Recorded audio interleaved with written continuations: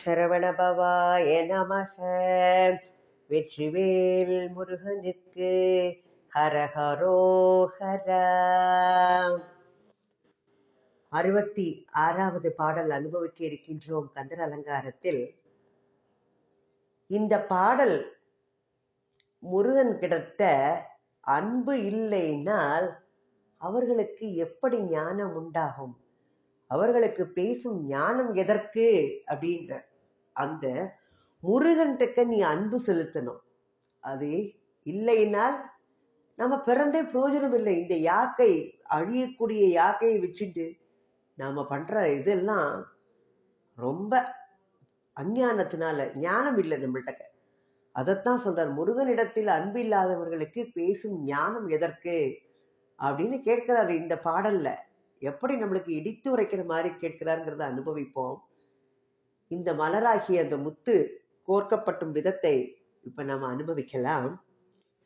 நீர்க்குமிழிக்கு நிகரென்பர் யாக்கை நில்லாது செல்வம் பார்க்கும் இடத்து அந்த மின் போலும் என்பர் பசித்து வந்தே ஏற்கும் அவர்க்கு இட எண்ணின் எங்கேனும் எழுந்திருப்பார் வேல் குமரனுக்கு அன்பில்லாதவர் ஞான மிகவும் நன்றே. நீர்க்குமிழிக்கு நிகரென்பர் யாக்கை நில்லாது செல்வம் பார்க்கும் இடத்து அந்த மின் போலும் என்பர் பசித்து வந்தே ஏற்கும் அவர்க்கு இட என எங்கேனும் எழுந்திருப்பர் வேல் குமரனுக்கு அன்பில்லாதவர் ஞானம் மிகவும் நன்றே. நீர்க்குமிழிக்கு நிகரென்பர் யாக்கை, என்ன அழகா சொல்லியிருக்க. நில்லாது செல்வம் பார்க்கும் இடத்து அந்த மின் போலும் என்பர் பசித்து வந்து ஏற்கும் அவர்க்கு இட என் எங்கேனும் எழுந்திருப்பர் அப்படிங்கிறார். வேல் குமரனிடத்தில் அன்பில்லாதவர் ஞானம் மிகவும் நன்றே. எப்படி அழகா சொல்றார். நீர்க்குமிழிக்கு நிகர் என்பர் யாக்கை. நீர்ல தோன்றும் குமிழி அப்படி கலர் கலரா அப்படி மின்னிட்டு இருக்கும். லேசா தொட்டாச்சுன்னா உடஞ்சு போயிடும். நீர் குமிழி அப்படியே ஊதினோம்னா பறந்துடும். அந்த மாதிரி நம்மளோட யாக்கை உடல், அப்பேற்பட்ட உடலானது நீரில் கிளம்பும் அந்த குமிழிக்கு ஒப்பானது அப்படின்னு நம்ம நினைச்சுக்கணும். ஆனால் நமக்கு அதெல்லாம் இல்லை. இந்த உடல் கிடைச்சுடுத்துன்னா அதை வச்சுட்டு என்னெல்லாம் ஆட முடியுமோ அவ்வளவு ஆடிட்டு இருக்கும். எதற்கு பிரயோஜனப்படுத்திக்கணுமோ அதை படுத்திக்கிறது இல்லை.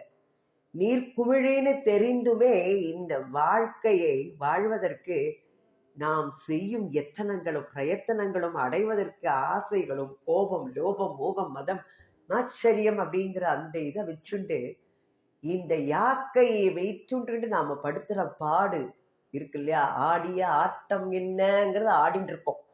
ஆனால் இந்த யாக்கை எதற்கு சமானம்? நீரில் தோன்றும் குமிழிக்கு சமானம் அப்படிங்கிற. செல்வம் நில்லாது, செல்வோம் போயிடும், செல்வம் நில்லாது. இந்த ஐஸ்வர்யம் சேர்த்து வைத்த செல்வம்லாம் இன்னைக்கு நாமளே ஒண்ணு வச்சுட்டு இருப்போம். இன்னைக்கு கிட்ட இந்த 10 ரூபாய் இருக்குன்னு நினைச்சிட்டு இருப்போம். ஏதாவது ஒரு சாமான் வாங்குவோம், இந்த 10 ரூபாய் யார்ட்டையே கொடுப்போம். அந்த 10 ரூபாய் அவன் யாருக்கா கொடுப்பா. அப்போ ஒருத்தர் கையில இருக்கிறது உருண்டோடிடும் பணம் காசெனும் அருவமான பொருளே. அப்படிப்பட்டது அந்த செல்வம். உருண்டு ஓடும் தன்மை உடையது, நிலையானது அல்ல, ஐஸ்வர்யமானது, நிலைத்து நிற்காது. நில்லாது செல்வம் பார்க்கும் இடத்து அந்த மின் போலும். எப்படி இருக்குமா? பார்க்கும் இடத்து, அதை ஆராய்ந்து பார்த்தால் எப்படி இருக்கும்?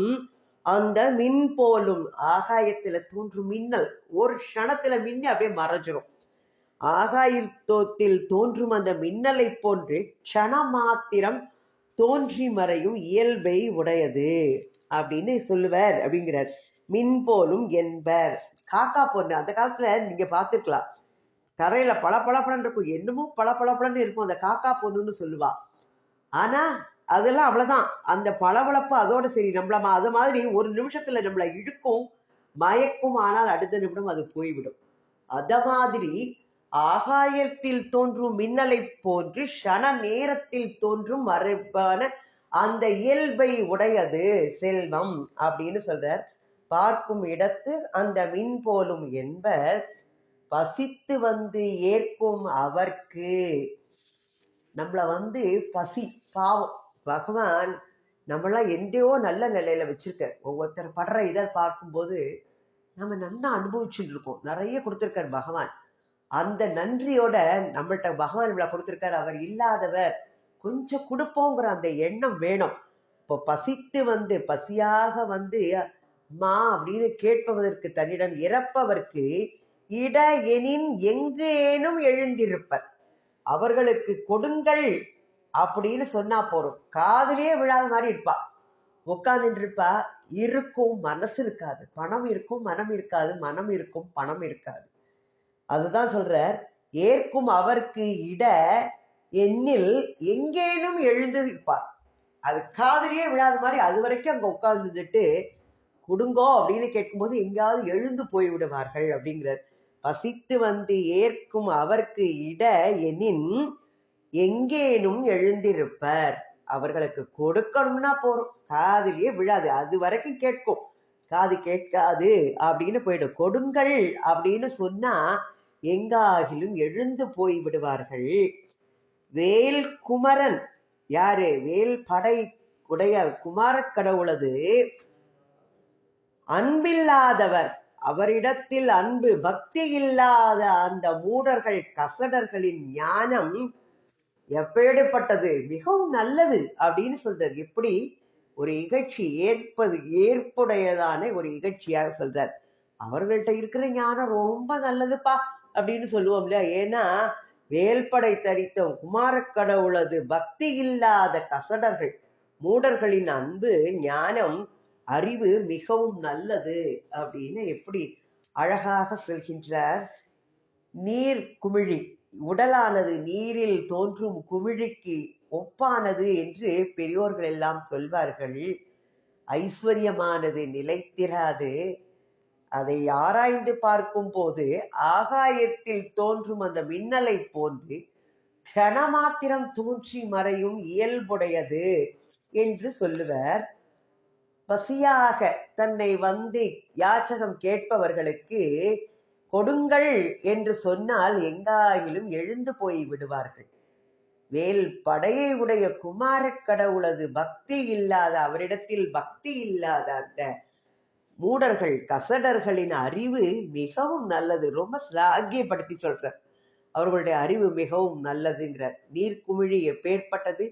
க்ஷண மாத்திரம் கிளம்பி விரைவில் மறையக்கூடிய தன்மை. இதை உடலோட ஒப்பிட்டு என்ன அழகாக சொல்லியிருக்கின்றார். நீரில் எழுத்தாகும் யாக்கை என்றார். எல்லாரும் சொல்லியிருக்கா. அது மாதிரி என்ன சொல்லுவா?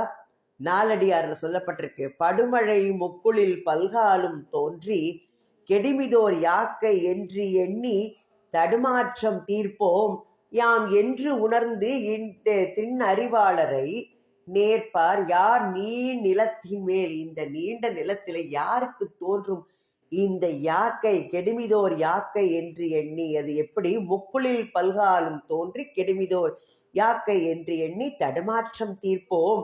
அதை யார் உடம்ப வச்சுட்டு இதான் நிலையா இருக்க போறேன், இன்னைக்கு தோன்றியிருக்கேன், எத்தனை வருஷம் நான் தான் நிலையா இருக்க போறேன்னு சொல்லியிருக்க, என்ன வரும் இந்த இதுல? மிருத்தி வரும் காலத்தில் விகாரங்கள் உடையது இந்த யாக்கை. பிறக்கும் போது இருக்கு மாதிரியா இருக்கின்றோம், வயதாகும் போது மூப்பு அடையும் போது நம்மளுடைய யாக்கை எப்படி மாறுகின்றது? இந்த உடல் இதில் எப்படி தோன்றி மறையக்கூடியது? பொய்யான உடம்பை மெய்யென்று சொல்லி நம்மளை எப்படி வச்சிருக்கா பேரு? ஏன்னா நம்ம இதான் மெய் நினைச்சுட்டு ஆடிட்டு இருக்கோம். அதனால அதை உணரும் போது அது யார் இந்த உலகத்துல புரிஞ்சுக்கிறாளோ அவாதான் ரொம்ப நல்லவா. நீர்நிலத்தில யார் புரிஞ்சுக்க போறா? இதை உணரும் திண்ணறிவாளர் அப்படிங்கிறா. இதை உணரணும். அப்பேற்பட்ட திண்ணறிவாளர் தான் ரொம்ப சிறந்தவர்கள். நீரின் மேல் எழுத்தை அதனின் மேல் எழுந்த முக்குளை நிகரில் பெய் தேரை காரின் மேல் மின்னை என் உடம்பென்று கருதினேன் கடைப்பிடிக்கானேன். மின்னல் மாறி ஷண மாத்திரம் நில்லாது செல்வம் பார்க்கும் இடத்து அந்த மின் போலும் என்பர் அப்படின்னு இதுல என்ன சொல்லியிருக்காரு அழகா. செல்வர் யாம் என்று தான் செல்வுழி எண்ணாத புல்லறிவாளர் பெரும் செல்வம். அவருடைய செல்வம் எப்படி? எல்லில் கருண்கொண் மூவாய் திறந்த மின்னு போற்றன்றி மருங்கர கெட்டுவிடும். இந்த மாதிரி புதையல காத்துண்டு என்னுடைய செல்வம் என்னுடைய செல்வம்னு, அதுதான் என்னுடையதுன்னு அந்த புல்லறிவாளர் பெருஞ்செல்வம் எப்படி போகுமா? மின்னல் போர் தோன்றி மருங்கர கெட்டுவிடும். எப்படி மின்னலை போல தோன்றி மறையக்கூடிய தன்மையுடைய இந்த செல்வத்தை, செல்வக்கூடிய அந்த செல்வத்தை நம்மளோடதுன்னு நினைச்சுட்டு இருக்கோமே, அது கெட்டுவிடும். நம்ம வச்சுட்டே இருந்தோம்னா நம்மளும் அனுபவிக்க முடியாது, யாராவது எடுத்துட்டு போவான். புதையல் காக்கிற பூதம் போல அப்படியே வச்சுட்டே இருக்கும்படிதான். நாலடியார்ல என்ன அழகா சொல்லியிருக்காரு இந்த இதெல்லாம். இந்த என்ன சொல்லியிருக்காரு, மின்னல் அப்படின்னு சொல்லி அந்த செல்வத்தை அழகா ஒரு பண்ணியிருக்கார். இப்படி தோன்றி மறையக்கூடியது. மின்னல் தோன்றும் போது எப்படி இருக்கும்? அழகா இருக்கும். அதே போல செல்வம் இருக்கும்போது நம்மளுக்கு எல்லாம் இருக்கும்னு தோன்றும். ஆனால் அது வந்ததை போலேயே சென்று விடும் இயல்பை உடையது செல்வம். செல்வம் அப்படிங்கிறதான் இதோட கருத்துரையா நம்ம எதை பார்க்கலாம்னா, யாக்கையும் செல்வமும் முறையே நீர் குமிழி மின்னல் போன்று நிலை பெற்று இருக்காது, அதை போல நிலை பெற்றதன்று. பசியாக தன்னிடம் இறந்தவருக்கு உதவாதவரும் முருகப்பெருமானிடத்து அன்பில்லாதவரும் பேசும் வாஞானம் மிக நன்றா இருக்கின்றது. வாய் மட்டும் சொல்லுவா, எல்லாம் இருக்கு, ஒன்னும் செயல்ல கிடையாது, வாய் கிழியறது அப்படின்னு பேசுவா. இந்த உலகத்துல நிறைய கேட்டிருப்போம் நாம. அப்ப அவளுடைய வாய்ஞானம் ரொம்ப நன்னா இருக்குப்பா நீ பேசுறது அப்படின்பா இல்லையா. ஆனா செயல்ல ஒண்ணுமே இருக்காது. எல்லாம் அப்படி செஞ்சானே இப்படி செஞ்சானேன்னு அடுத்த வாழ் சொல்லுவா. ஆனா அவ யார் எதுவுமே செய்ய மாட்டா, அவள்கிட்ட இருந்தாலும் கொடுக்க மாட்டா. அப்பேற்பட்டவராக இருக்கக்கூடியவருடைய ஞானம் எப்பேற்பட்டது அப்படின்னு அருணகிரியார் எடுத்து சொல்லியிருக்க. அடுத்தது இந்த 67வது பாடல்ல என்ன சொல்றாருன்னா, எப்பேற்பட்ட பிறவி எனக்கு கிடைத்திருக்கின்றது, அரிய பிறவி, அரிது அரிது மானிடராய் பிறத்தல் அரிது. அப்பேற்பட்ட இந்த அரிய பிறவி எனக்கு கிடைத்தும் முருகா உன்னுடைய திருவடியை பணிவதற்கு எனக்கு தெரியவில்லையே, கற்றிலேன், திருவடி பணியை கற்றிலேன்னு இந்த பாடலை 67வது பாடலாக இந்த மாலையில் இந்த முத்து மலரை இணைக்கின்றார் அருணகிரியார். இதை நாம இப்ப அனுபவிக்கலாம். பெறுதற்கரிய பிறவியை பெற்று நின் சிற்றடியை குறுகி பணிந்து பெற கற்றிலேன் மத கும்ப கம்பத் தருகண் சிறு கள் சங்கிராம சைல சரசவல்லி இருகத்தழுவும் கடகாச்சல பன்னிரு புயனே. பெறுதற்கரிய பிறவியை பெற்று நின் சிற்றடியை குறுகி பணிந்து பெற கற்றிலேன் மத கும்ப கம்பத் தருகண் சிறுகண் சங்கிராம சகில சரசவல்லி இருகத்தழுவும் கடகாச்சல பன்னிரு புயனே. பெறுதற்கரிய பிறவியை பெற்று நின் சிற்றடியை குறுகி பணிந்து பெற கற்றிலேன் மத கும்ப கம்பத் தருகண் சிறுகண் சங்கிராம சைல சரசவல்லி இருகத்தழுவும் கடகாச்சல பன்னிரு புயனே அப்படின்னு சொல்றார். என்ன சொல்றார்? மத கும்ப கம்ப தருகண் சிறுகண் சங்கிராம. மத கும்ப கம்ப, மதம் எது? மத நீர் ஒழுக பெற்ற கும்பம், அந்த கும்பம் போன்ற அந்த மத்தகங்களை உடைய, மகுடம் போன்ற மத்தகத்தை உடையதும், கம்பம், கம்பம்னா அசையது, சலம் அச்சலம், சலம் கம்பம் அசையும் இயல்பினை உடையதுமாகிய தருகண் சிறுகண். தருகண்னா அஞ்சாமை, சிறுகண் யாரு? யானைக்கு கண்ணை பார்த்துருக்கீங்களா? சின்ன கண்ணா இருக்கும். அதனால தருகண் சிறுகண் சங்கிராம சகில சரசவல்லி, அப்படிப்பட்ட சின்ன கண்களை உடைய பிணிமுகம் என்னும் யானையை உடைய சங்கிராம சைல சரசவல்லி, சங்கிராம போர் வீரனே, அந்த யானை மேல ஏறி போருக்கு போகும்போது முருகப்பெருமான் யானை மேல ஏறி போவர் இல்லையா, அந்த வேல்படையை கையில வைத்துக் கொண்டு. அதைத்தான் சொல்றார்.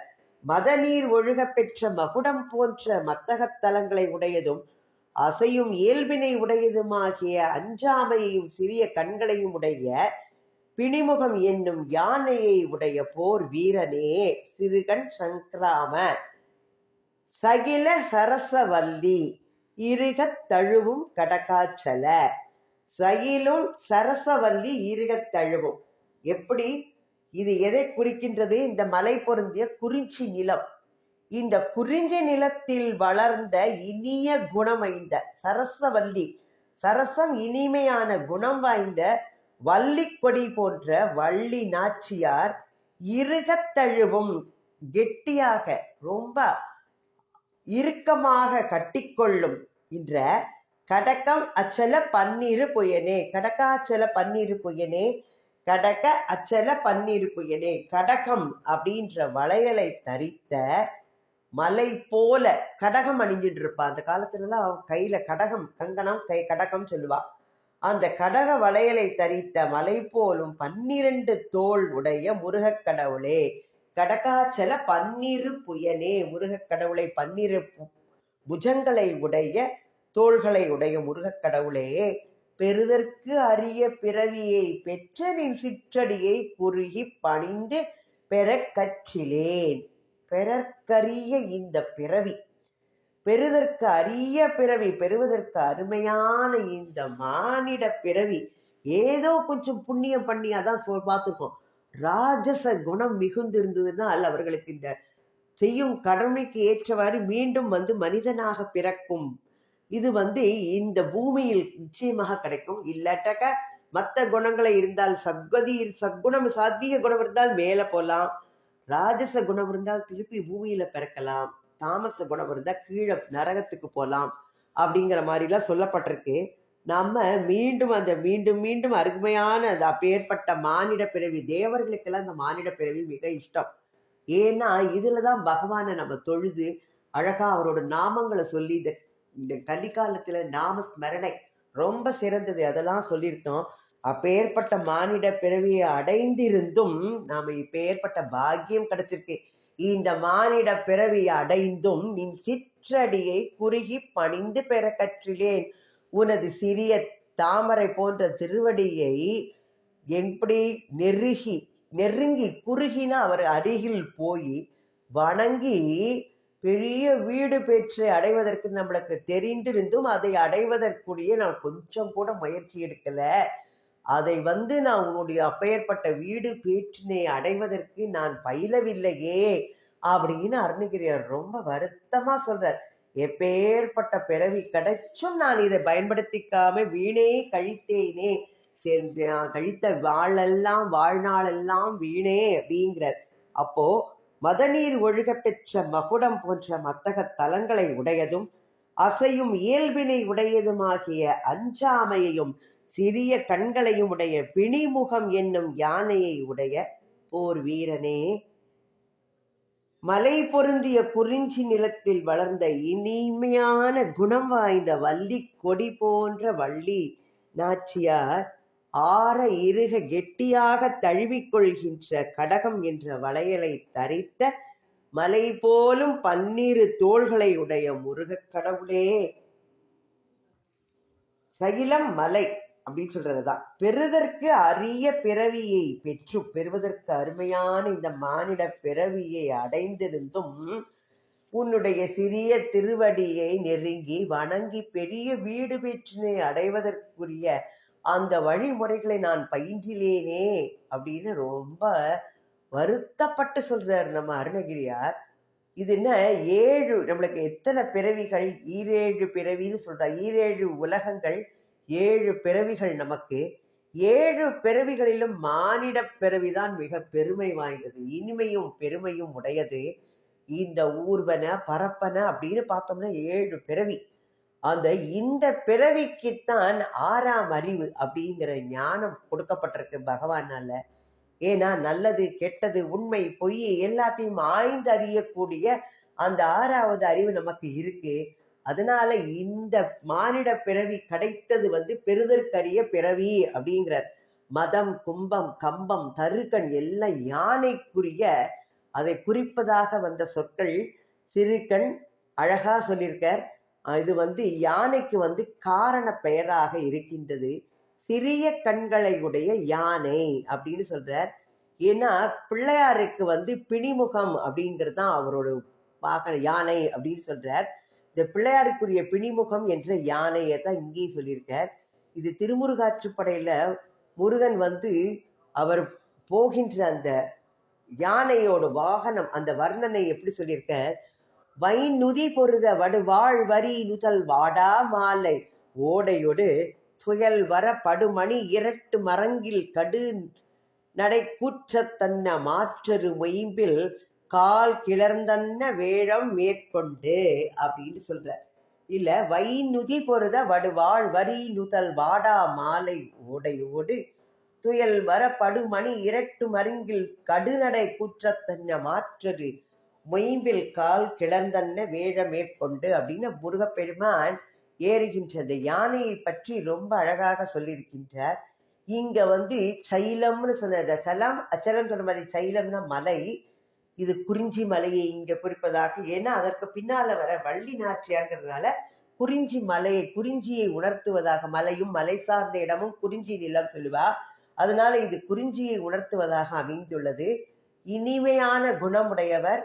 சரசம் சொல்லும் போது ஒன்று சொல்லுவார், என்ன சரசம் பண்றேன் பக்காம விளையாட்டு அப்படின்னு அந்த பொருள்படும்படி இருக்கின்றது. இதுல அதன் இடை வள்ளி, கொடி போன்ற இடையை உடையவள் வள்ளி அப்படின்னு அது அழகா சொல்லப்பட்டிருக்கு. வள்ளி, சரசவல்லி அப்படின்னு சைல சரசவல்லின்னு சொல்லியிருக்க. அன்பை வள்ளி நாச்சியார் முருகப்பெருமான் தக்க வைத்துக் கொண்டிருக்கிற இந்த அன்பை வெளிப்படும் விதமாக இருக தழுவும் அப்படின்னு அழகா சொல்லியிருக்கார். அன்பை வெளிப்படுத்துவதாக இந்த சொல் உபயோகப்படுத்தப்பட்டிருக்கின்றது. இதோட கருத்துரையா நம்ம என்ன பார்க்கலாம்னா, பிணைமுகம் என்னும் யானையை உடையவனே வள்ளி நாச்சியார் இருக தழுவும் 12 தோள்களை உடைய முருகப்பெருமானே, பெறுதற்கு அரிய மானிட பிறவியை நான் பெற்ற போதும் உனது திருவடியை அணுகி வணங்கி அப்பேற்பட்ட அரிய வீடு பேரினை பெற கற்றேன் இல்லையே, என்னுடைய மதியீனம் எப்படிப்பட்டது அப்படின்னு தன்னை நொந்துக்கிறார் அருணகிரியார். முதல்ல அவளுடைய ஞானம் எப்படிப்பட்டதுன்னு சொல்லிட்டு புகழர் மாதிரி இகழ்ச்சியா சொன்னார். இப்போ நான் இந்த இது பெற்றும் உன்னுடைய திருவடியை வணங்கி வீடு பெற்றினை அறியும் வழி கற்றினேன் இல்லையே, என்ன மதியீனம்னு தன்னைத்தானே நொந்து கொள்வதாக அருணகிரியார் இந்த பாடலை அமைத்திருக்கின்றார். இந்த 67 பாடல்கள் கோர்க்கப்பட்ட மாலை பூர்த்தியாகி இருக்கின்றது கந்தர் அலங்காரத்தில். மீதம் இருக்கின்ற இந்த 33 பாடல்கள் பிளஸ் ஒரு பாடல் இறுதி பாடல், இன்னும் ஒரு 6 பாடல்கள் இணைக்கப்பட்டதாக 108 பாடல்கள் உள்ளது. இந்த 100 பாடல்களுக்கு இந்த 33 பாடல்களும் ஒரு பாடல் இந்த செய்யுளை காப்பு செய்யுள் பார்த்த மாதிரி நிறைவு செய்யுளாக ஒரு வருது. அதையும் அனுபவித்து மீதம் இருக்கிற அந்த 6 பாடல்களையும் அனுபவித்து கந்தர் அலங்காரத்தை இனிமையாக பூர்த்தி செய்ய முருகப்பெருமான் நமக்கு அருள் செய்யட்டும். முருகா சரணம், முருகா சரணம், முருகா சரணம்.